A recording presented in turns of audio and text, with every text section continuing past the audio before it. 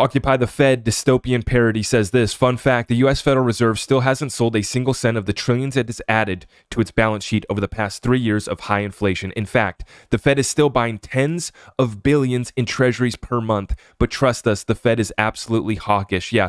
So once again, they got two things here that they can do, right? They got the interest rates, and then they have the money supply.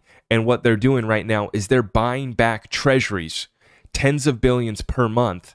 And they were telling us that they were about to do quantitative tightening, and they were about to sell off this balance sheet.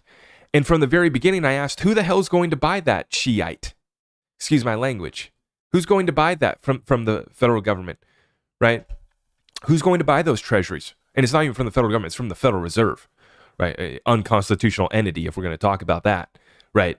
An unconstitutional entity at that, right? But we see here, they're still buying tens of billions after they took the balance sheet from about 4 trillion all the way up to about 9 trillion. And I think that was all-time high.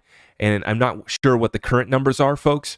But once again, we're getting this whole rug pull by the Fed while they continue to do things like this behind the scenes, continuing to buy back treasuries, keeping things afloat, helping to keep that dollar afloat. I am your host, Zach Rector. I really appreciate all of the love and support. If you want to support the channel, just remember that you can start by smashing that thumbs up for me, sharing this content far and wide, and everything else is at my website.